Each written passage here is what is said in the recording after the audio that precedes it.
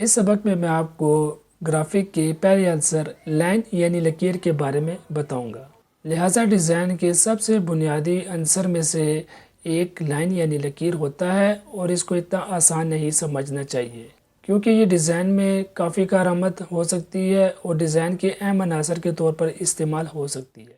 अब हम लाइन को दर्ज झैल कामों में इस्तेमाल कर सकते हैं। किसी भी साख्त यानी स्ट्रक्चर को बनाने के लिए, चीज़ों को फ्रेम करने के लिए और मालूमात को तकसीम करने के लिए। इस मकसद के लिए मैं एडोब इलस्ट्रेटर 2019 इस्तेमाल करूँगा। स्क्रीन पर आपके सामने पहला डिज़ाइन है जो कि एक लोगो फ्रेम के अंदर दिखाया जा रहा है। अब इसमें तीन चीज़ें इस्तेमाल हो रही है, एक टेक्सचर बैकग्राउंड, दूसरा फ्रेमवर्क जो कि लाइन्स के साथ है और तीसरा लोगो खुद। अगर मैं इन टेक्सचर को और बॉर्डर्स को ख़त्म कर देता हूँ तो देखिए नज़र आने में कैसा सादा सा ये नज़र आएगा। अब मैं आपको ये फ्रेम कैसे बन सकता है लाइन टूल और आर टूल की मदद से सिखाऊंगा। तो लेफ़्ट साइड पे अगर लाइन टूल पे आप जाकर कर्सर को क्लिक किए रखते हैं तो इसके दीगर मेन्यू ये दिखाता है जिसमें R tool, spiral tool, rectangle tool, polar, grid tool सारे अपने मकसद के लिए इस्तेमाल होते हैं। मैं लाइन टूल और आर टूल को इस्तेमाल करूँगा। पहले मैं आर टूल लूँगा। इससे पहले मैं ये दोनों लेयर्स जो टेक्सचर है और दूसरा जो कि बॉर्डर है इसको लॉक कर दूँगा।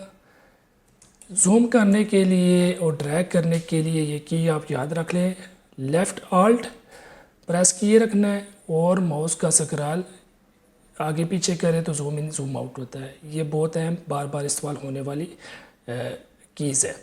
और स्पेस को प्रेस करें तो आपके सामने कर्सर में हाथ बन चुका है और आप माउस के साथ लेफ़्ट राइट क्लिक करते हुए सारी डिज़ाइन को आगे पीछे ड्रैग कर सकते हैं।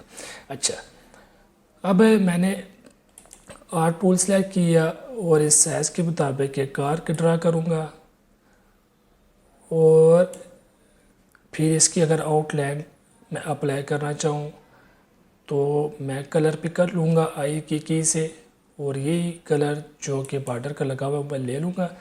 अब यहाँ पर फिल पर चला गया कलर तो यहाँ पर ये स्वैप कर दूँगा और ये इसकी आउटलाइन में कलर चला जाएगा। इसकी प्रॉपर्टीज़ राइट साइड से आकर 1 की बजाय 2 कर दूँगा, 3 कर दूँगा ताकि ये मोटा इसकी लाइन हो जाए।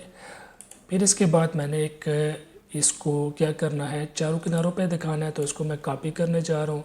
इस पर राइट क्लिक करूँगा और इसको ट्रांसफार्म करके रिफ्लेक्ट करूँगा और प्रीव्यू को चेक कर दूँगा और अब जाके ये वर्टिकली कॉपी कर देना है, ओके नहीं करना। ये कॉपी कर देगा। थोड़ा सा मैं ड्रैग करके आगे ले जाता हूँ। अब इन दोनों को सिलेक्ट करूँगा और राइट क्लिक करूँगा और ट्रांसफार पे जाऊँगा, रिफ्लेक्ट पे जाऊँगा और फिर इसको वर्टिकली हॉरिजॉन्टली कॉपी करना है। इस तरह ये चारों किनारे हमारे बन जाएंगे। अब मैं इस नीचे वाली आर्क को नीचे लेकर जाऊँगा शिफ्ट मैंने प्रेस करके ताकि बिल्कुल सीध में नीचे आए। मैं दोनों को नीचे लेके आता हूँ ताकि एक साथ में सीधे नीचे आ जाए। इसके बाद ये जो राइट वाला है इसको सेलेक्ट करूँगा दोनों को और राइट साइड पे मैं ले जाऊँगा, बिल्कुल किनारे पे आ जाएंगे। अच्छा, अब मैंने इस लाइन को सेलेक्ट करना है। ये मैंने लाइन जो ड्रा की थी ना अभी उसके साथ ज्वाइन हो चुकी है, लेकिन मैंने ये इसको हटाना है क्योंकि इसको मैं ड्रैग करता हूँ तो इसके साथ आर्क भी रीसाइज हो जाएगी। इसको मैं रिमूव करता हूँ। इस वाले जॉइन को क्या करूँगा, ट्रांसफॉर्म करूँगा और रिफ्लेक्ट करूँगा, इसको कॉपी करूँगा और इसको ऊपर ले जाऊँगा। ठीक है, अब मैंने एक लाइन ड्रा करनी है जो कि इन दोनों के सिरे को मिला दे। ठीक है, और एंकर लिखा आ जाए।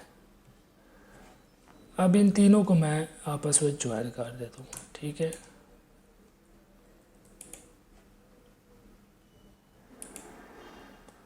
कंट्रोल जे प्रेस करूँगा इस बारी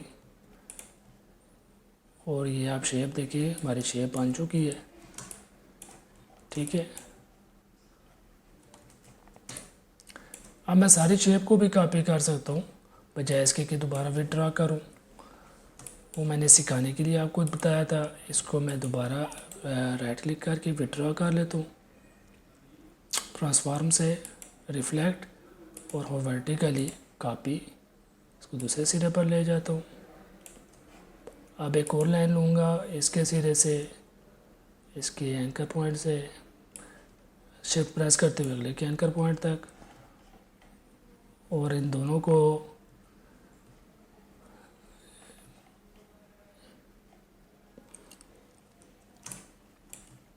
ज्वाइन करने से पहले मैं इसको नीचे भी ले आता हूँ, इसकी कॉपी कर लेता हूँ। एक आल्ट के साथ मैंने कॉपी किया, आल्ट को प्रेस किए रखूँगा तो आप ये देखिए, मैं दोबारा स्टेप करके बताता हूँ आपको। शिफ्ट और आल्ट दोनों प्रेस कर लिए, बात जब लिखा है तो आप इसको ड्रैग करते हुए नीचे ले आए, सेलेक्ट करके पहले सेलेक्ट करें इसको, फिर ड्रैग इसको क्लिक कर रखिए लेफ़्ट से, फिर आल्ट शिफ्ट प्रेस करें। अब आप देखिए कर्सर डबल आ चुका है, दो कर्सर आ गया सफ़ेद और काला, जिसका मतलब ये कॉपी हो जाएगा। बी श्योर कि इनके सिरे आपस में ज़रूर मिलें ताकि इंटरसेक्ट सही हो सके। यहाँ पर इसको मैं यहाँ पे पहले कंट्रोल जे से ज्वाइन करता हूँ, ये ज्वाइन हो चुका है। फिर मैं दूसरे सिरे को ज्वाइन करता हूँ,